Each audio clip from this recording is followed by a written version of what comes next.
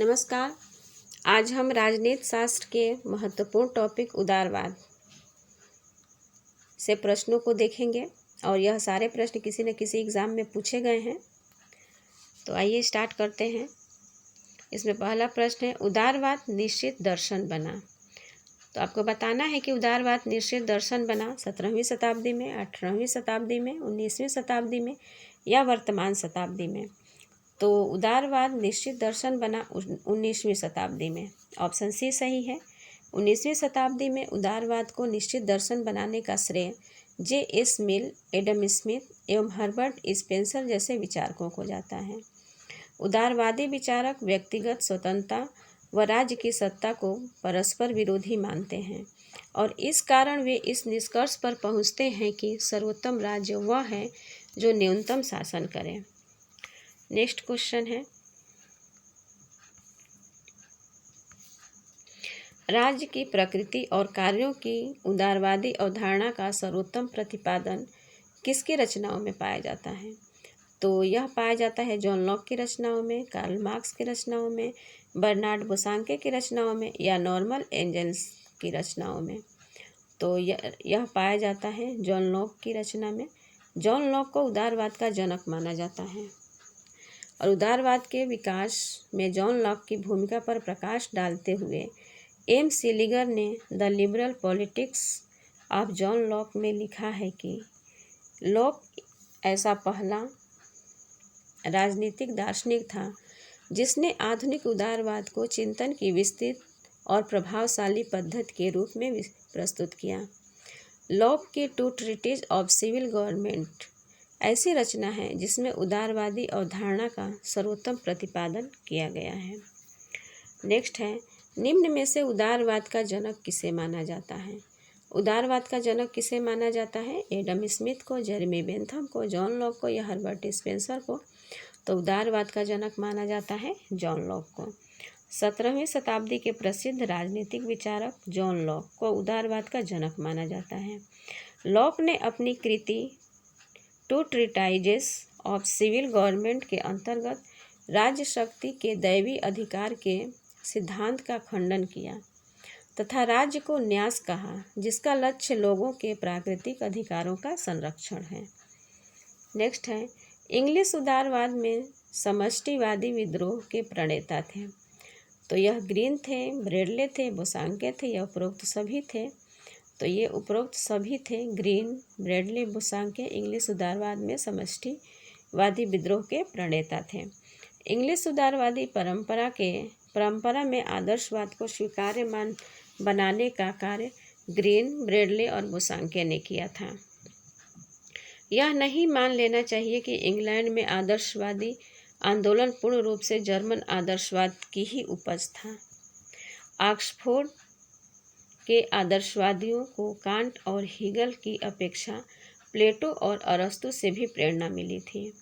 इस आंदोलन ने अंग्रेज जनता के सामने विश्व के संबंध में एक आध्यात्मिक धारणा रखी, जिसके आधार पर ग्रीन व अन्य विचारकों ने राज्य के नैतिक जीवन के एक आदर्शवादी सिद्धांत की अवधारणा रखी। नेक्स्ट क्वेश्चन है, निम्नलिखित में से कौन सा एक सही वक्तव्य है। तो वो है ऑप्शन ए, एक कल्याणकारी राज्य का समाजवादी राज्य होना आवश्यक है। ऑप्शन बी है, एक पूंजीवादी राज्य भी एक कल्याणकारी राज्य हो सकता है। ऑप्शन सी है, एक समाजवादी राज्य एक उदारवादी राज्य हो सकता है। ऑप्शन डी है, एक उदारवादी राज्य को उत्पादन के साधनों पर नियंत्रण रखना चाहिए। तो इसमें जो वक्तव्य सही है वह है ऑप्शन बी, एक पूंजीवादी राज्य भी एक कल्याणकारी राज्य हो सकता है। सर्वप्रथम कल्याणकारी राज्य की अवधारणा ब्रिटेन जैसे पूंजीवादी राज्य में ही अस्तित्व में आई। वर्ष 1943 के वेब्रिज रिपोर्ट में 5 महाबुराइयों अज्ञानता, अभाव, नशाखोरी, बीमारी और बेरोजगारी से निपटने के लिए राज्य की भूमिका पर बल दिया गया। नेक्स्ट क्वेश्चन है, 9 उदारवाद के प्रवर्तक हैं। तो 9 उदारवाद के प्रवर्तक कौन थे? दुर्खीम, नोजिक, रॉल्स या उपर्युक्त सभी। तो 9 उदारवाद के प्रवर्तक नोजिक थे, नव उदारवाद समकालीन विश्व में हस्तक्षेप की नीति को फिर से लागू करने की बात करता है। यह कल्याणकारी राज्य को आर्थिक विकास में बाधक मानता है, क्योंकि इसमें प्रतिभाशाली और कर्मठ वर्गों पर भारी कर लगाकर अयोग्य और अकर्मण्य लोगों का पोषण किया जाता है। यह विचारधारा संयुक्त राज्य अमेरिका और ब्रिटेन में विशेष रूप से लोकप्रिय हुई। इसके प्रवर्तकों में रॉबर्ट नोजिक प्रमुख हैं। नेक्स्ट है, सूची 1 को सूची 2 से सुमेलित करना है और नीचे कोट का प्रयोग करना है इसके लिए। तो ऑप्शन ए में है परंपरागत उदारवाद। इसको डायरेक्ट देखेंगे हम। देखिए, परंपरागत उदारवाद आवश्यक बुराई से संबंधित है और उदारवादी आदर्शवाद आवश्यक भलाई से। हेगलवादी आदर्शवाद नैतिकता व विधिकता की अभिव्यक्ति से और मार्क्सवाद उत्पीड़क संस्था है। नेक्स्ट है, निम्न में से कौन नव उदारवाद का प्रमुख तर्क नहीं है? नव उदारवाद का प्रमुख तर्क नहीं है। बाजार संसाधनों का सर्वोत्तम इस्तेमाल करता है। वर्ण के पर ऑप्शन बी में है कि वर्ण के परास को मजबूत करने के लिए सक्षम कार्य संसाधन व्यक्तियों और समूहों को प्रदान किए जाने चाहिए। ऑप्शन सी में है कि एक योजनाबद्ध अर्थव्यवस्था अकुशल और अपव्ययी होती है। ऑप्शन डी में है कि निजी क्षेत्र के प्रभुत्व वाली किसी अर्थव्यवस्था का उत्पादन और प्रयोग में ज्ञान और प्रौद्योगिकी का विनियोजन अविहित और अपेक्षाकृत अधिक प्रभावी होता है। तो इसमें बताना है कि कौन सा सही नहीं है। तो इसमें जो सही नहीं है वो है ऑप्शन बी, वर्ण के परास को मजबूत करने के लिए सक्षम कार्य संसाधन व्यक्तियों और समूहों को प्रदान किया जाना चाहिए। नव उदारवाद राज्य के कार्य क्षेत्र को फिर से समेटने के लिए मुक्त बाजारवाद तथा मुक्त बाजार समाज का समर्थन करता है। समकालीन विश्व में नव उदारवाद की प्रेरणा से 3 नीतियों को अपनाया जा रहा है: उदारीकरण, निजीकरण और भूमंडलीकरण। नव उदारवाद एक बार फिर से हस्तक्षेप की नीति लेसिस फायर का समर्थन करता है और बाजारोन्मुख अर्थव्यवस्था की बात करता है। यह संसाधनों के बाजार के हवाले करने का पक्षधर है, न कि व्यक्तियों और समूहों को। नेक्स्ट क्वेश्चन है, राजनीतिक क्षेत्र में उदारवाद द्वारा निवेदन किया गया। तो ऑप्शन ए में है कि सामाजिक सुधारों के लिए। ऑप्शन बी है निःशुल्क चिकित्सा सहायता के लिए। ऑप्शन सी है विचार अभिव्यक्ति, भाषण, लेखन और प्रकाश की स्वतंत्रता के लिए। ऑप्शन डी है निःशुल्क शिक्षा के लिए। तो वो है ऑप्शन सी, विचार अभिव्यक्ति, भाषण, लेखन और प्रशासन की स्वतंत्रता के लिए राजनीतिक क्षेत्र में उदारवाद द्वारा निवेदन किया गया है।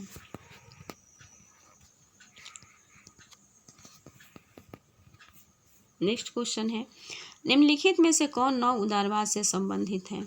तो वो है F.A. Hayek, Milton Friedman, Robert Nozick या उपर्युक्त सभी। तो वो हैं उपर्युक्त सभी। F. हायक, मिल्टन फ्राइडमैन और नोजिक, ये सभी हैं नव उदारवाद से संबंधित। आधुनिक समय में नव उदारवाद के उदारीकरण, निजीकरण और भूमंडलीकरण को बढ़ावा दिया है। इस विचारधारा ने राज्य की भूमिका को सीमित करने की सिफारिश की है और राज्य की नकारात्मक भूमिका रात्रि पहरी राज्य पर बल दिया है। F. हेयक, आइजिया बर्लिन और मिल्टन फ्रीडमैन और रॉबर्ट नोजिक इस विचार के प्रमुख समर्थक हैं। नव उदारवादियों का मानना है कि आर्थिक गतिविधियों के सामान्य उतार चढ़ाव और उसके साथ साथ बार बार पैदा होने वाली भारी बेरोजगारी की समस्या का समाधान जरूरी है। अतः बुढ़ापे, बीमारी या दुर्घटना के लिए न्यूनतम सामाजिक सुरक्षा की व्यवस्था की जानी चाहिए। नेक्स्ट है, अनियंत्रित बाजार आधारित पूंजीवाद का परिभाषा होगा कार्यकुशलता, उत्पादन वृद्धि तथा व्यापक संपन्नता। तो यह विश्वास जुड़ा है नव उदारवाद के साथ या नव अनुदारवाद के साथ या नव मार्क्सवाद के साथ या इनमें से किसी के साथ नहीं। तो यह जुड़ा हुआ है नव उदारवाद के साथ अनियंत्रित बाजार आधारित पूंजीवाद का परिणाम होगा कार्यकुशलता, उत्पादन वृद्धि तथा व्यापक संपन्नता। यह विश्वास नव उदारवाद के साथ जुड़ा हुआ है। नव उदारवाद वास्तव में शास्त्रीय उदारवाद की नकारात्मक उदारवादी धारा को पुनर्स्थापित करता है और यह राज्य के हस्तक्षेप को न्यूनतम करते हुए बाजार आधारित अर्थव्यवस्था का समर्थन करता है। फ्रेडरिक हेयक और मिल्टन फ्रीडमैन प्रमुख नव उदारवादी सिद्धांतकार हैं। हेयक ने अपनी कृति रोड टू सर्फडम, दास्ता के पथ पर, में लिखा है कि निर्देशित अर्थव्यवस्था व्यक्तियों के अव्यक्त ज्ञान का उतना उपयोग नहीं कर सकती जितना बाजार अर्थव्यवस्था कर सकती है। इसके अनुसार आर्थिक नियोजन का रास्ता सर्वाधिकारवाद की ओर ले जाता है। मिल्टन फ्रीडमैन ने कैपिटलिज्म एवं फ्रीडम में लिखा है कि पूंजीवाद स्वतंत्रता की आवश्यक शर्त है। पूंजीवाद जिसमें निजी उद्यम को स्वतंत्र विनिमय का पूरा अवसर ही हो, व्यक्ति की स्वतंत्रता के लिए अनिवार्य है। नेक्स्ट क्वेश्चन है, आर्थिक क्षेत्र में व्यक्तिवाद का महान समर्थक कौन है? तो आर्थिक क्षेत्र में व्यक्तिवाद का महान समर्थक कौन है? बेंथम, हर्बर्ट स्पेंसर, लास्की और एडम स्मिथ। तो ये है एडम स्मिथ। अर्थशास्त्र के जनक एडम स्मिथ की कृति वेल्थ ऑफ नेशन के 1776 में प्रकाशित होने के बाद राजनीतिक अर्थशास्त्र के रूप में युगांतकारी परिवर्तन आया और आर्थिक दृष्टि से व्यक्तिवाद को बढ़ावा मिला। स्मिथ ने मुक्त व्यापार और प्रतिस्पर्धात्मक बाजार की शानदार पैरवी की। उसने सरकार के मुख्य रूप से केवल 2 कार्य, राज्य की रक्षा करना और न्याय करना बताया। अन्य महत्वपूर्ण तथ्य में देखेंगे कि आर्थिक क्षेत्र में हस्तक्षेप के सिद्धांत का समर्थन करते हुए उन्होंने तर्क दिया कि यदि बाजार व्यवस्था को कोई हस्तक्षेप न किया जाए तो उसमें संतुलन की स्वाभाविक प्रवृत्ति दिखाई देगी और इससे पूंजीपति के लाभ के साथ साथ आम खुशहाली में वृद्धि होगी। इसके अनुसार सरकार के मुख्यतः 2 कार्य हैं, राज्य की रक्षा और न्याय प्रशासन। इसके अनुसार जब सरकार राज्य के भीतर किसी विशेष श्रेणी या समुदाय को विशेषाधिकार प्रदान करके आर्थिक जीवन में विनिमय का प्रयत्न करती है, तब वह न केवल अन्याय और अत्याचार को बढ़ावा देती है बल्कि आर्थिक इष्ट सिद्धि को भी बाधा डालती है। नेक्स्ट है, किसने कहा था कि राज्य को आर्थिक मामलों में हस्तक्षेप नहीं करना चाहिए? तो यह प्लेटो ने कहा था, मार्क्स ने कहा था, एडम स्मिथ ने कहा था या लॉक ने कहा था? तो यह एडम स्मिथ ने कहा था। एडम स्मिथ ने कहा था कि राज्य को आर्थिक मामलों में हस्तक्षेप नहीं करना चाहिए। इसका व्याख्या देखेंगे। नकारात्मक स्वतंत्रता के समर्थक विचारक एडम स्मिथ ने राज्य को आर्थिक मामलों में हस्तक्षेप न करने का समर्थन किया। एडम स्मिथ ने आर्थिक क्षेत्र में निजी स्वामित्व के इस सिद्धांत का समर्थन करते हुए अहस्तक्षेप का सिद्धांत प्रतिपादित किया। इसके अनुसार व्यक्ति की आर्थिक गतिविधियों में राज्य का हस्तक्षेप न होने पर मनुष्य में कार्य करने की प्रेरणा अधिक होगी, जिसके परिणाम स्वरूप व्यक्ति अधिक से अधिक संपदा उत्पन्न करेगा और वह अंततः समाज के हित में होगी। स्मिथ के अनुसार सच्ची स्वतंत्रता वाणिज्य से ही संभव है। नेक्स्ट है, निम्नलिखित में से कौन विकास के परंपरागत दृष्टिकोण से संबंधित है? तो वो है फ्रेडरिक लिस्ट, स्मिथ, रिकार्डो या माल्थस। तो फ्रेडरिक लिस्ट जो है वो विकास के परंपरागत दृष्टिकोण से संबंधित नहीं है और जर्मन अर्थशास्त्री फ्रेडरिक लिस्ट विकास के परंपरागत सिद्धांत से संबंधित नहीं थे। इन्होंने एडम स्मिथ की आलोचना करते हुए कहा कि राष्ट्र की समृद्धि पूंजी पर आधारित नहीं है बल्कि यह उत्पादन शक्ति की योग्यता के विकास पर आधारित है। नेक्स्ट है, संपत्ति के अधिकार की मांग किसने की? तो यह मार्क्सवाद ने की, उदारवाद ने की, समाजवाद ने की या गांधीवाद ने की? तो संपत्ति के अधिकार की मांग उदारवाद ने की। उदारवाद के प्रणेता जॉन लॉक ने जीवन, स्वतंत्रता और संपत्ति के अधिकार को प्राकृतिक अधिकार माना। और कहा कि इन्हीं अधिकारों की सुरक्षा के लिए राज्य की उत्पत्ति हुई और उसका अस्तित्व बना हुआ है। लॉक इन अधिकारों में सबसे महत्वपूर्ण संपत्ति के अधिकार को मानते हैं। उदारवाद का जनक किसे माना जाता है? तो अभी हमने देखा कि जॉन लॉक को माना जाता है। निम्न में से कौन उदारवादी दर्शन के जनक हैं? तो जॉन लॉक हैं। ग्रीन की संपत्ति के संदर्भ में विचार छाप रखते हैं, तो वो है आदर्शवाद का, व्यक्तिवाद का, उदारवाद का या सभी का? तो वो है उदारवाद का। ग्रीन के संपत्ति के संदर्भ में विचार छाप रखते हैं, उदारवाद का। ऑप्शन सी सही है। राज्य के संबंध में ग्रीन के विचार आदर्शवादी होने के पश्चात भी संपत्ति के विचार में उनके विचार उदारवादी हैं। अन्य उदारवादी विचारकों की भांति ग्रीन भी संपत्ति के अधिकार को व्यक्तित्व के विकास के लिए आवश्यक मानते हैं। व्यक्तिवाद का नकारात्मक उदारवाद के विपरीत वह संपत्ति के अधिकार को सामाजिक उत्तरदायित्व के साथ जोड़कर देखते हैं। ग्रीन ने संपत्ति के विषय में जिस रुख को अपनाया, उनके उस विचार को सकारात्मक उदारवाद कहा जाता है। उनके अनुसार व्यक्ति को केवल व्यक्ति के नाते कोई अधिकार नहीं मिल जाते, बल्कि इसके लिए समाज की स्वीकृति भी आवश्यक है। यह बात संपत्ति के अधिकार पर भी लागू होती है। अतः व्यक्ति को संपत्ति का अधिकार ऐसी इच्छा की पूर्ति के लिए दिया जाता है जिसका ध्येय समाज हित है। कहीं ऐसा न हो कि एक व्यक्ति की संकल्पना दूसरे की विपन्नता का कारण बने। उसने संपत्ति के उसी अधिकार को मान्यता दी जो सामान्य हित या जन कल्याण पर आधारित हो। ये विचार उदारवादी सिद्धांत को एक नई दिशा में मोड़ देते हैं, जो कल्याणकारी राज्य के विचार को बढ़ावा देते हैं, वेलफेयर स्टेट को। नेक्स्ट है, नीचे दो वक्तव्य दिए हैं, एक को कथन ए और दूसरे को कारण आर कहा गया है। इन वक्तव्यों के संदर्भ में नीचे उल्लिखित कूटों में से सही उत्तर का चयन कीजिए। तो कथन ए दिया है कि सकारात्मक उदारवाद राज्य को करने के लिए कुछ कार्य सौंपता है, और कारण ये है कि वह संपूर्ण समाज के सामाजिक कल्याण की अभिवृद्धि का दायित्व राज्य को सौंपता है। तो इसमें सही उत्तर का चयन करना है। तो जो सही है वो है ऑप्शन ए तथा आर दोनों सही हैं, और ए जो है वो सही व्याख्या करता है आर की। सकारात्मक उदारवाद राज्य की भूमिका का विस्तार चाहता है। राज्य की परंपरागत भूमिका पुलिस राज्य के स्थान पर सामाजिक समस्याओं के मामलों में सक्रिय हस्तक्षेप सकारात्मक उदारवाद की विशेषता है। ग्रीन, लास्की, आरेस्टोनी, हॉबहाउस आदि विचारक इस धारणा के समर्थक हैं। साथ ही साथ यह भी आवश्यक है कि राज्य उन्हीं मामलों में हस्तक्षेप करे जिनका संबंध सामाजिक कल्याण के कार्यक्रमों से है। व्यक्ति के व्यक्तिगत मामलों में राज्य का हस्तक्षेप अनुचित है।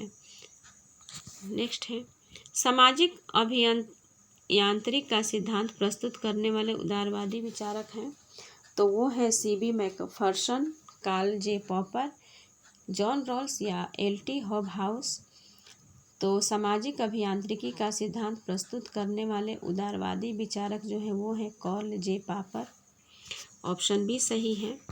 सामाजिक अभियांत्रिकी का सिद्धांत कार्ल पॉपर ने प्रस्तुत किया था। कार्ल पॉपर को राजनीतिक चिंतन और व्यवहार के क्षेत्र में वैज्ञानिक विधि का प्रयोग करने के लिए जाना जाता है। अपनी कृति the open society and its enemies के अंतर्गत पॉपर ने विशेष रूप से 3 विचारकों की मान्यताओं पर प्रहार किया है। ये 3 विचारक प्लेटो, हेगेल और मार्क्स हैं। पॉपर ने पद्धति, वैज्ञानिक व्यक्तिवाद, उत्तरोत्तर परिवर्तन का सिद्धांत भी प्रतिपादित किया। नेक्स्ट है, निम्नांकित में से कौन एक उदारवाद की मूल मान्यता नहीं है? तो वो है अधिकारों की प्राप्ति राज्य में ही संभव है। ऑप्शन बी है राज्य एक मानव निर्मित संस्था है। ऑप्शन सी है व्यक्ति साध्य है और राज्य साधन है। ऑप्शन डी है राज्य की सत्ता का आधार व्यक्ति की सहमति है। तो वो है ऑप्शन ए, अधिकारों की प्राप्ति राज्य में ही संभव है। यह उदारवाद की मूल्य मानता नहीं है। अधिकारों की प्राप्ति राज्य में ही संभव है, यह मान्यता आदर्शवादियों की है। कांट, हेगेल, फिक्टे, ग्रीन, ब्रेडले और बोसांके जैसे आदर्शवादी विचारक राज्य को सर्वोच्च संस्था मानते हुए मनुष्य के लिए स्वाभाविक और आवश्यक मानते हैं। शेष अन्य विकल्प में दिए गए तथ्य उदारवाद की मूल मान्यता से संबंधित हैं। नेक्स्ट है, एक राजनीतिक सिद्धांत के रूप में उदारवाद को पृथक तत्वों का मिश्रण है। इसमें से एक लोकतंत्र है और दूसरा व्यक्तिवाद। यह कथन किसका है? तो यह कथन है मैकवर्ग का, लूथर का, लॉस्की का या डनिंग का? तो यह कथन है मैकवर्न का। मैकवर्न ने उदारवाद को दो पृथक तत्वों लोकतंत्र और व्यक्तिवाद का मिश्रण कहा है। आधुनिक लोकतंत्र में बहुसंख्यकों का बहुमत पाया जाता है, किंतु उदारवाद बहुसंख्यकों के साथ अल्पसंख्यकों का भी ध्यान रखता है। इस प्रकार उदारवाद परिवर्तन और प्रगति का संदेश देता है और व्यक्तिवाद तथा लोकतंत्र भी इसमें शामिल है। मैकवर्ग इसी बात को दृष्टि में रखते हुए कहते हैं कि एक राजनीति सिद्धांत के रूप में उदारवाद दो पृथक तत्वों का मिश्रण है। इसमें एक लोकतंत्र और दूसरा व्यक्तिवाद। लेकिन उदारवाद केवल यही नहीं है। व्यक्ति और राज्य के पारस्परिक संबंध के विषय में अब तक दो प्रकार के विचारधाराओं का प्रतिपादन किया गया है। इस प्रकार की विचारधारा राज्य को समस्त मानवीय जीवन का केंद्र और अपने आप को एक साध्य मानती हैं। लेकिन दूसरी श्रेणी की विचारधारा इस बात का प्रतिपादन करती है कि व्यक्ति और राज्य में व्यक्ति ही साध्य है। उदारवाद द्वितीय प्रकार की इन विचारधाराओं का समूह है जो इस प्रकार बल देता है कि समस्त मानवीय व्यवस्था का केंद्र व्यक्ति ही है। राज्य, समाज और अन्य संस्थाएं इस व्यक्ति के कल्याण के साधन मात्र ही हैं और समस्त राजनीतिक, आर्थिक और सामाजिक व्यवस्था का निर्धारण व्यक्ति को केंद्र मानकर ही किया जाना चाहिए। नेक्स्ट क्वेश्चन है, राज्य के बारे में यांत्रिक दृष्टिकोण उत्तरदायी है? तो वो है आदर्शवाद के विकास के लिए, उदारवाद के विकास के लिए, मार्क्सवाद के विकास के लिए या समाजवाद के विकास के लिए? तो राज्य के बारे में यांत्रिक दृष्टिकोण उत्तरदायी है उदारवाद के विकास के लिए। ऑप्शन सी सही है। राज्य के बारे में यांत्रिक दृष्टिकोण व्यक्तिवादियों का है, जिनकी मान्यता है कि राज्य स्वाभाविक और प्राकृतिक संस्था नहीं है। राज्य का निर्माण लोगों ने अपनी आवश्यकताओं को पूरा करने के लिए किया है। लॉक जैसे विचारकों ने सामाजिक समझौते का सिद्धांत देकर उदारवाद के विकास का मार्ग प्रशस्त किया है। नेक्स्ट है, निम्नलिखित में से किसका उदारवाद से मेल नहीं है? तो यह बुजुर्गा राज्य का नहीं है, प्रतिनिधि सरकार का नहीं है, या लोक कल्याणकारी राज्य का नहीं है, या सीमित सरकार का नहीं है। तो यह बुजुर्गा राज्य का उदारवाद से मेल नहीं है। बुजुर्गा राज्य एक मार्क्सवादी धारणा है जो पूंजीपतियों द्वारा स्थापित राज्य को व्यक्त करती है। यह उदारवाद के संबंध में नहीं रखता। प्रतिनिधि सरकार, लोक कल्याणकारी राज्य व सीमित सरकार आदि सभी उदारवाद की विशेषताएं हैं।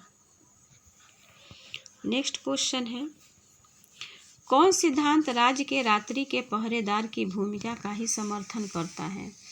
तो वो कल्याणकारी राज्य का सिद्धांत करता है, उदारवादी सिद्धांत करता है, समाजवादी सिद्धांत करता है या आदर्शवादी सिद्धांत करता है?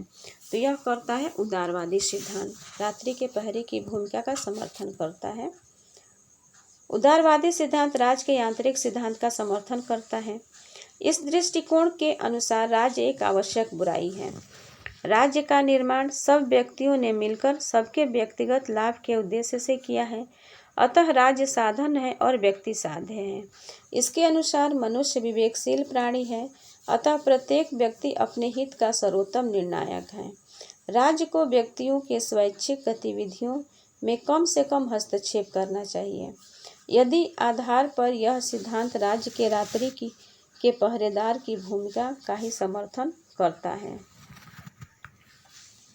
प्रसिद्ध अंग्रेज विचारक जॉन लॉक को उदारवाद का जनक माना जाता है। लोक व्यक्ति के 3 प्राकृतिक अधिकार जीवन, स्वतंत्रता एवं संपत्ति की चर्चा करते हैं और प्राकृतिक अवस्था में उत्पन्न अशांति से छुटकारा पाने के लिए लोक का विवेकशील मानव एक समझौते के माध्यम से एक ट्रस्ट के रूप में राज्य की स्थापना करता है। विवेकशील प्राणी के विषय में लोक कहता है कि समुदाय ऐसा गृह स्वामी है जो घर की रखवाली के लिए पहरेदार रखता है, फिर वह स्वयं जाकर यह देखता रहता है कि कहीं वह पहरेदार सो तो नहीं गया। लोक की तरह राज्य उदारवादी भी राज्य को केवल एक पहरेदार की तरह समझते हैं। नेक्स्ट है उदारवाद का मौलिक सिद्धांत है। तो उदारवाद का मौलिक सिद्धांत है व्यक्ति स्वतंत्रता, सामाजिक न्याय, समानता या राष्ट्रवाद। तो वह है व्यक्तिक स्वतंत्रता। व्यक्तिक स्वतंत्रता उदारवाद के मौलिक सिद्धांत हैं। उदारवाद व्यक्तिगत स्वतंत्रता को सबसे महत्वपूर्ण मानता है। इसके अनुसार व्यक्ति के उन कार्यों पर कोई प्रतिबंध नहीं होना चाहिए जिसका संबंध केवल उसके ही अस्तित्व से हो। व्यक्तिवादी विचारकों ने इस स्वतंत्रता का समर्थन किया है। मिल ने व्यक्तिगत स्वतंत्रता का समर्थन करते हुए कहा है कि मानव समाज को केवल आत्मरक्षा के उद्देश्य से ही किसी व्यक्ति के स्वतंत्रता में व्यक्तिगत या सामूहिक रूप से हस्तक्षेप करने का अधिकार हो सकता है। अपने ऊपर, अपने शरीर, मस्तिष्क और आत्मा पर व्यक्ति संप्रभु है। उदारवाद का मूल तत्व व्यक्तिक स्वतंत्रता है। अन्य महत्वपूर्ण तथ्य है कि उदारवाद की प्रमुख मान्यताएं देखेंगे। मनुष्य विवेकशील प्राणी है। व्यक्ति के हित एवं सामान्य हित में कोई बुनियादी टकराव नहीं है। व्यक्ति को कुछ प्राकृतिक अधिकार प्राप्त हैं। नागरिक समाज एक कृत्रिम उपकरण है जिसका ध्येय मनुष्यों का हित साधन है। उदारवाद केवल संवैधानिक शासन को ही मान्यता देता है। इसके अनुसार व्यक्ति की स्वतंत्रता पर कोई भी प्रतिबंध केवल इस आधार पर लगाया जा सकता है कि वह दूसरों को वैसे ही स्वतंत्रता प्रदान करने के लिए आवश्यक हो। उदारवाद अनुबंध की स्वतंत्रता में विश्वास करता है। इसके अनुसार सार्वजनिक नीति व्यक्तियों और समूहों की स्वतंत्रता सौदेबाजी का परिणाम होना चाहिए। इस प्रकार उदारवाद की संपूर्ण अवधारणा में व्यक्ति स्वतंत्रता का महत्वपूर्ण स्थान है। नेक्स्ट क्वेश्चन है मानव विवेक में आस्था निम्न में से किस विचारधारा में है? तो वो समाजवाद में है, उदारवाद में है, वैज्ञानिक समाजवाद में है और फांसीवाद में है। तो यह है उदारवाद में। अभी हमने देखा उदारवाद का मूल तत्व है। तो उदारवाद का मूल तत्व जो है वो व्यक्तिक स्वतंत्रता है। निम्नांकित में से कौन उदारवाद का तत्व नहीं है? तो वो है समाज एवं समाजवादी ढांचा। बाकी स्वतंत्रता, मुक्त व्यापार और स्वतंत्र बाजार अर्थव्यवस्था ये उदारवाद के तत्व हैं। उदारवादी राजनीतिक व्यवस्था में स्वतंत्रता, मुक्त व्यापार और स्वतंत्र बाजार अर्थव्यवस्था को महत्वपूर्ण तत्व माना जाता है। समाज का समाजवादी ढांचा मिश्रित अर्थव्यवस्था वाले देशों जैसे कि भारत में पाया जाता है। इस व्यवस्था के अंतर्गत राज्य को सार्वजनिक कल्याण की दृष्टि में रखते हुए वैयक्तिक स्वतंत्रता पर हस्तक्षेप करने का अधिकार होता है। नेक्स्ट है निम्नलिखित में से कौन सा राज्य का उदारवादी सिद्धांत है? तो उदारवादी सिद्धांत कौन सा है? उपयोगितावाद, व्यावसायिक समूहवाद, श्रेणी समाजवाद या फांसीवाद? तो वह है उपयोगितावाद। उपयोगितावाद राज्य की उदारवादी सिद्धांत है और इस विचारधारा के प्रमुख समर्थक बेंथम और जॉन स्टुअर्ट मिल ने राज्य के कार्यों को नकारात्मक ढंग से अभिव्यक्त किया। ये विचार व्यक्ति के मामलों में कम से कम हस्तक्षेप का समर्थन करते हैं। अधिकतम लोगों का अधिकतम सुख उपयोगिता का हृदय वाक्य है। राज्य का कार्य इस प्रकार होना चाहिए जिससे अधिकतम लोगों को खुशी प्राप्त हो। नेक्स्ट क्वेश्चन है सकारात्मक उदारवाद राज्य को कुछ कार्य सौंपता है। वह संपूर्ण समाज का सामाजिक कल्याण राज्य को सौंपता है। तो ये कूट है, इसमें बताना है कि कौन सा सही है। तो इसमें जो सही है वो है ऑप्शन बी। ए तथा आर दोनों सही हैं तथा आर ए की सही व्याख्या है। सकारात्मक उदारवाद राज्य को ऐसे कार्य सौंपता है जिससे व्यक्ति की सार्वजनिक सिद्धि में सहायता पहुंचे। सकारात्मक उदारवाद के अनुसार राज्य के हाथों में ऐसे कार्य होने चाहिए जिससे समाज का कल्याण हो तथा व्यक्ति की स्वतंत्रता में आने वाली बाधाएं दूर हों। सकारात्मक उदारवाद को विकसित करने का श्रेय T.H. ग्रीन एवं बर्नार्ड बोसांगे को जाता है। नेक्स्ट है, सकारात्मक उदारवाद निकटस्थ है तो वो लोकतांत्रिक समाजवाद के, राष्ट्रीय समाजवाद के, श्रेणी समाजवाद के या संशोधनवादी समाजवाद के। तो सकारात्मक उदारवाद निकटस्थ है लोकतांत्रिक समाजवाद के, और लोकतांत्रिक समाजवाद में व्यक्ति की स्वतंत्रता के साथ साथ राज्य की महत्वपूर्ण भूमिका को स्वीकार किया गया है। दोनों ही अवधारणाओं में यह स्वीकार किया जाता है कि राज्य को मुक्त बाजार अर्थव्यवस्था को इस ढंग से विनियमित किया जाए कि निर्धन और निर्बल वर्गों को अपेक्षित सहायता पहुंचाई जा सके। नेक्स्ट है, व्यक्ति के स्वहित की सर्वोत्तम रक्षा होती है। तो व्यक्ति के स्वहित की सर्वोत्तम रक्षा होती है अराजकतावाद में, गांधीवाद में, मार्क्सवाद में या उदारवाद में। तो यह होती है उदारवाद में। व्यक्ति के स्वहित की सर्वोत्तम रक्षा उदारवाद में होती है। उदारवाद में स्वहित की सर्वोत्तम रक्षा होती है। इस दृष्टिकोण के अनुसार मनुष्य विवेकशील प्राणी है, अतः प्रत्येक व्यक्ति अपने हित का निर्णायक है। भिन्न भिन्न व्यक्ति अपने हित को ध्यान में रखकर स्वेच्छा और परस्पर सहमति से जो अनुबंध करें, राज्य को उनमें हस्तक्षेप नहीं करना चाहिए। दूसरे शब्दों में राज्य को व्यक्तियों की स्वैच्छिक गतिविधियों में कम से कम हस्तक्षेप करना चाहिए। उदारवाद किसका हित चाहता है? तो उदारवाद अभिजात्य वर्ग का हित चाहता है, धनवानों का चाहता है, निर्धनों का चाहता है या सबका चाहता है? तो उदारवाद जो है वो धनवानों का हित चाहता है। उदारवाद के प्रणेता जॉन लॉक ने व्यक्तियों के प्राकृतिक अधिकारों में से सबसे महत्वपूर्ण अधिकार संपत्ति के अधिकार को माना है। लोक प्रारंभिक उदारवादी विचारक के रूप में संपत्ति का उत्पादन करने, संरक्षित करने, व्यापार व्यवसाय करने का अधिकार व्यक्ति को देता है।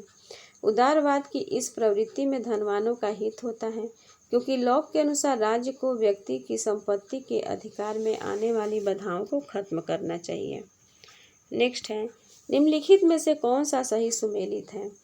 तो इसमें उदारवाद मिश्रण है लोकतंत्र व व्यक्तिवाद का, और या साम्यवाद या व्यक्तिवाद का, या समाजवाद व बहुलवाद का, या व्यक्तिवाद व मार्क्सवाद का। तो उदारवाद मिश्रण है लोकतंत्र व व्यक्तिवाद का। ऑप्शन ए सही है। उदारवाद को लोकतंत्र और व्यक्तिवाद का मिश्रण कहा जाता है। उदारवाद में व्यक्ति की व्यक्तिगतता को सबसे महत्वपूर्ण माना जाता है। उदारवाद शासन पद्धति के रूप में लोकतंत्र को स्वीकार करता है, जो संवैधानिक व सीमित सरकार के द्वारा शासन करती है। कोयर्नर के अनुसार उदारवाद की शुरुआत और अंत दोनों वैयक्तिक स्वतंत्रता, वैयक्तिक मानवाधिकार एवं वैयक्तिक मानवीय खुशी से होता है।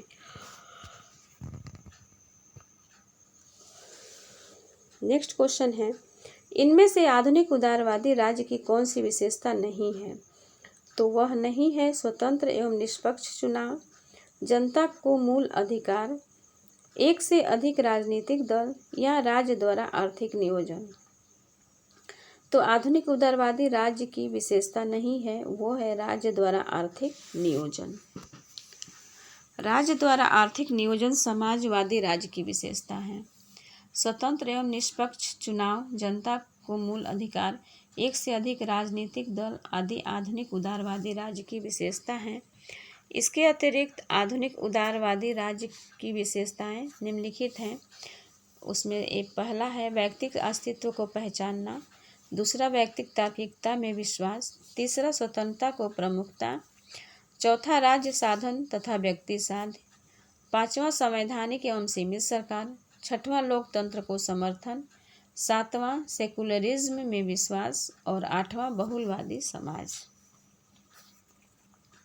आधुनिक उदारवाद का लक्ष्य है, तो लक्ष्य क्या है आधुनिक उदारवाद का? श्रमिक वर्ग के हित की रक्षा, पूंजीपतियों के हितों की रक्षा, मध्यम वर्ग के हितों की रक्षा या समाज के सभी वर्गों के हितों की रक्षा।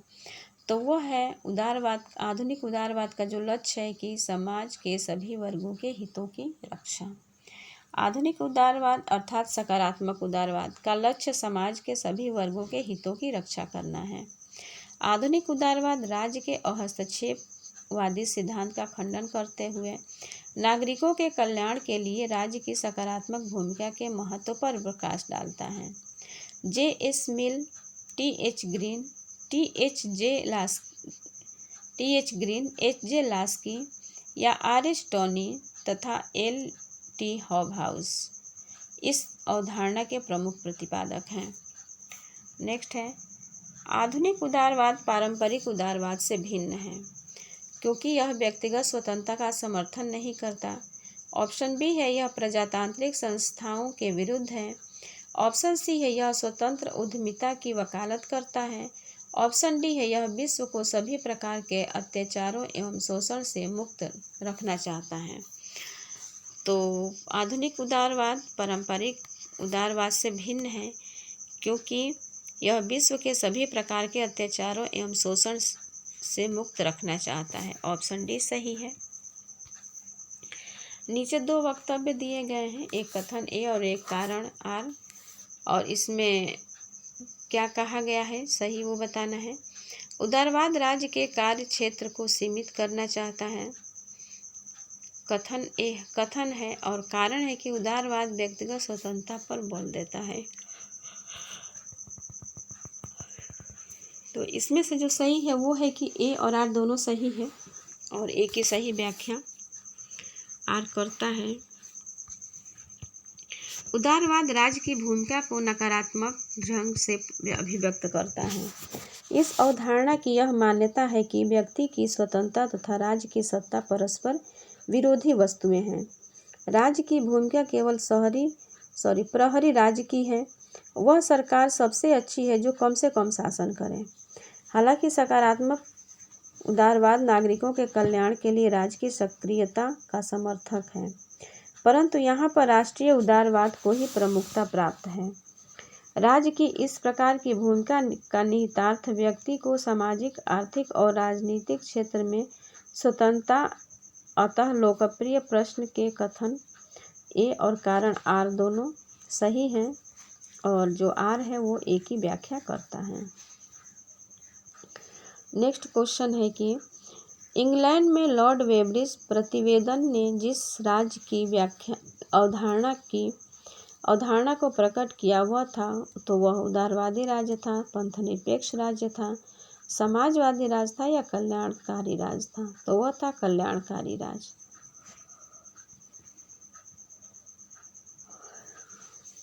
दिसंबर 1942 में इंग्लैंड में आधुनिक जन कल्याणकारी राज्य की अवधारणा लॉर्ड विलियम वेब्रिज प्रतिवेदन के माध्यम से प्रस्तुत की गई। रिपोर्ट के माध्यम से 5 महाबुराइयों का अंत करने के लिए राज्य द्वारा कदम उठाने को कहा गया। ये 5 बुराइयां थीं: बेरोजगारी, बीमारी, अज्ञानता, भूखमरी तथा आश्रय अभाव। यह रिपोर्ट सरकार से नागरिकों को पर्याप्त आय, पर्याप्त स्वास्थ्य सुविधा, पर्याप्त शिक्षा, पर्याप्त आवास तथा पर्याप्त रोजगार उपलब्ध कराने की मांग करती है। नेक्स्ट क्वेश्चन है, कल्याणकारी सिद्धांत विश्वास करता है कि राज्य न माध्यम है न उद्देश्य है। न ऑप्शन बी में है कि एक उद्देश्य है, ऑप्शन सी है एक माध्यम है और ऑप्शन डी यह एक अवयव है मतलब भाग है। तो कल्याणकारी सिद्धांत विश्वास करता है कि राज्य एक माध्यम है। कल्याणकारी सिद्धांत राज्य को एक माध्यम मानता है। इसका मुख्य फल लोगों की अनिवार्य स्वतंत्रताओं के साथ बिना छेड़छाड़ के लोगों को कल्याणकारी सेवाएं प्रदान करना है। लॉर्ड विलियम बेवरिज ने इटली की लेबर पार्टी को प्रस्तुत अपनी रिपोर्ट में 5 बड़ी बुराइयों जैसे बीमारी, बेरोजगारी, अज्ञानता, भूखमरी और आश्रय अभाव के उन्मूलन में राज्य की सकारात्मक भूमिका की कामना की है। नेक्स्ट है, निम्न में कौन यह जानता है कि आधुनिक उदारवादी प्रजातांत्रिक राज्य एक औद्योगिक राज्य बन गया है। तो वो गैलब्रेथ हैं, मैकफर्सन हैं, केन्स हैं या रूजवेल्ट हैं? तो वो हैं गैलब्रेथ। समकालीन अमेरिकी अर्थशास्त्रवेत्ता जॉन कैथन गैलब्रेथ ने अपनी पुस्तक द न्यू इंडस्ट्रियल स्टेट, उसका हिंदी नाम है नया औद्योगिक राज्य, 1971 के अंतर्गत यह तर्क दिया कि आधुनिक उदारवादी प्रजातंत्र राज्य का एक औद्योगिक राज्य बन गया है। गैलब्रेथ ने अपनी पुस्तक कृति द एफ्लुएंट सोसाइटी के अंतर्गत निजी सुसंपन्नता और सार्वजनिक दरिद्रता के सह अस्तित्व की बात की है।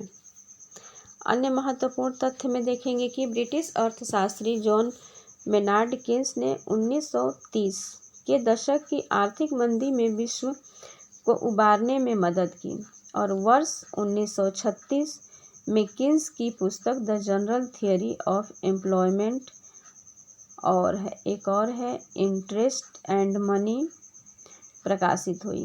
केन्स ने माइक्रो इकोनॉमिक्स के क्षेत्र में योगदान दिया। अमेरिकी राष्ट्रपति फ्रैंकलिन डी रूजवेल्ट ने न्यू डील को लागू किया था और सीबी मैकफर्सन स्वत्वमूलक व्यक्तिवाद के जनक माने जाते हैं। निम्नलिखित है। नेक्स्ट प्रश्न है, किस राजनीतिक ने सामाजिक गतिशीलता और सामाजिक विभेदीकरण, आर्थिक परिवर्तन व राजनीतिक परिवर्तन को आधुनिकीकरण की विशेषताएं माना है? तो वह माना है S.N. आइंस्टाइन ने, एडवर्ड सील्स ने, रुडोल्फ ने या डेविड एप्टर ने? तो यह माना है S.N. आइसेनस्टॉट ने।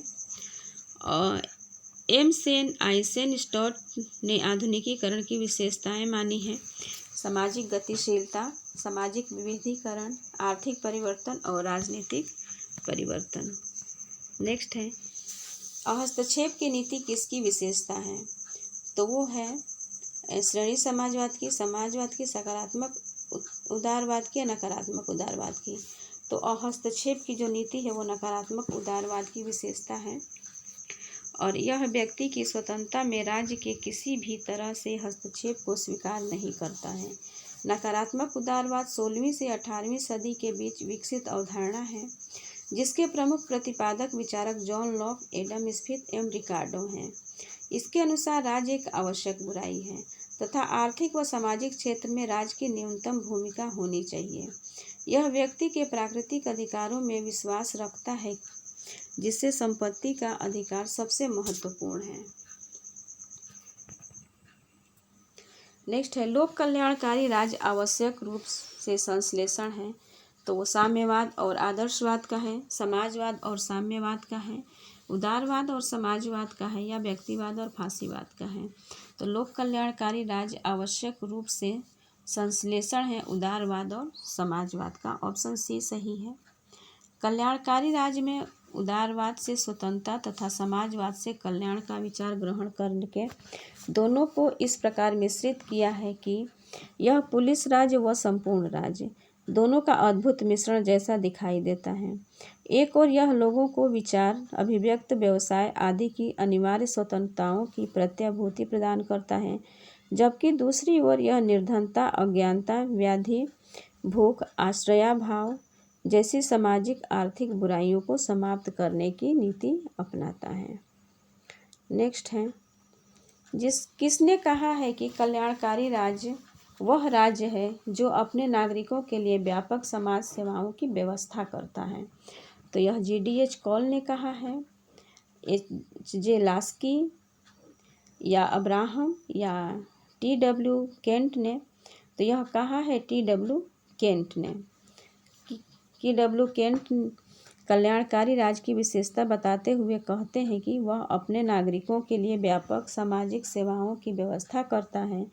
राज्य का प्राथमिक उद्देश्य नागरिकों की सुरक्षा है। नेक्स्ट है, निम्नलिखित में से कौन कल्याणकारी राज्य का समर्थक था? तो वो लेनिन थे, बेंथम थे, जवाहरलाल नेहरू थे या जेसमिल थे? तो वो थे ऑप्शन सी जवाहरलाल नेहरू कल्याणकारी राज्य के समर्थक थे। जवाहरलाल नेहरू का इंग्लैंड में फेबियन समाजवादी विचारों से प्रभावित थे और उनका विश्वास लोकतांत्रिक समाजवाद में था तथा वे कल्याणकारी राज्य में भी विश्वास रखते थे। उन्होंने अपने एक भाषण में लोक कल्याणकारी राज्य को परिभाषित करते हुए कहा था, सबके लिए समान अवसर प्रदान करना, अमीरों और गरीबों के बीच अंतर मिटाना और जीवन स्तर के ऊपर उठाना लोक हितकारी राज्य के आधारभूत तत्व हैं। अन्य महत्वपूर्ण तथ्य में देखेंगे कि इंसाइक्लोपीडिया ऑफ सोशल साइंसेज के अनुसार लोक कल्याणकारी राज्य का तात्पर्य एक ऐसे राज्य से है जो अपने सभी नागरिकों को न्यूनतम जीवन स्तर प्रदान करना अपना अनिवार्य उत्तरदायित्व समझता है। T.W. केंट के अनुसार लोक हितकारी राज्य वह राज्य है जो अपने नागरिकों के लिए व्यापक समाज सेवाओं की व्यवस्था करता है। डॉक्टर अब्राहम के अनुसार कल्याणकारी राज्य वह है जो अपनी आर्थिक व्यवस्था का संचालन आय के आधिकारिक समान वितरण के उद्देश्य से करता है। और D.L. हॉबमैन के अनुसार कल्याणकारी राज्य दो अतिथियों में एक समझौता है जिसमें एक तरफ साम्यवाद है और दूसरी तरफ अनियंत्रित व्यक्तिवाद। नेक्स्ट है, किसने कहा कि कल्याणकारी राज्य एक ओर साम्यवाद और दूसरी ओर अनियंत्रित व्यक्तिवाद के मध्य एक समझौता है? तो यह कहा है हॉबमैन ने। ऑप्शन बी सही है। कल्याणकारी राज्य वस्तुतः मिश्रण है। तो कल्याणकारी राज्य किसका मिश्रण है? तो यह उदारवाद और समाजवाद का मिश्रण है। ऑप्शन डी सही है। उदारवाद और समाजवाद दोनों संकल्पनाओं का समावेश कल्याणकारी राज्य में पाया जाता है। उदारवाद की भांति इसमें भी व्यक्ति स्वतंत्र को महत्व दिया गया है। साथ ही राज्य की भूमिका को समाज के कमजोर एवं शोषित वर्ग के लिए सकारात्मक पहल के रूप में विश्लेषित किया गया है। नेक्स्ट है, कल्याणकारी राज्य वस्तुतः मिश्रण है। तो यह मिश्रण है उदारवाद और समाजवाद का, अभी हमने देखा। लोक कल्याणकारी राज्य अनिवार्यतः एक संश्लेषण है। तो यह उदारवाद और समाजवाद का मिश्रण और संश्लेषण एक ही होता है।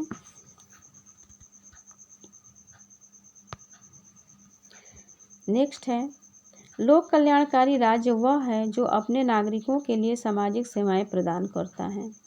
यह कथन किसका है? यह मैकाइवर का है, अब्राहम का है, लास्की का है या कांट का है? तो यह है, इसकी व्याख्या देखेंगे हम। कल्याणकारी राज्य वर्तमान समय में बहुत प्रचलित शब्द बन गया है। आज प्रत्येक राज्य अपने कल्याणकारी राज्य के रूप में घोषित करता है। कल्याणकारी राज्य की परिभाषा देते हुए T.W. केंट ने कहा है कि कल्याणकारी राज्य वह है जो अपने नागरिकों के लिए दूरगामी सामाजिक सेवाओं की व्यवस्था करता है। लोक कल्याणकारी राज्य के बारे में हॉबमैन ने लिखा है कि कल्याणकारी राज्य साम्यवाद और व्यक्तिवाद के बीच एक समझौता है। इनका विश्वास है कि अपनी अपूर्णताओं के बावजूद कल्याणकारी राज्य हर मानवीय और प्रगतिशील समाज के लिए न्यूनतम पेशा करता है। ज्ञातव्य है कि लास्की भी कल्याणकारी राज्य के समर्थक हैं। यहाँ यदि विकल्प कांट के स्थान पर केंट का उल्लेख होता तो विकल्प डी सही उत्तर होता। नेक्स्ट है, फ्रांसिस फुकुयामा के अनुसार। तो फ्रांसिस फुकुयामा के अनुसार पश्चिमी उदारवाद की निर्णायक विजय हो गई है।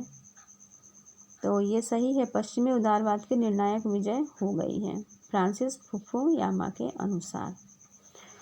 पूर्व सोवियत संघ के विघटन तथा शीत युद्ध की समाप्ति, जिसमें पश्चिमी उदारवादी विचारधारा तथा सोवियत संघ की साम्यवादी विचारधारा के बीच संघर्ष चल रहा था, के बाद फ्रांसिस फुकुयामा ने अपनी पुस्तक the end of history and the last man में यह विचार व्यक्त किया कि अब पश्चिमी उदारवाद का निर्णायक विजय हो गई है।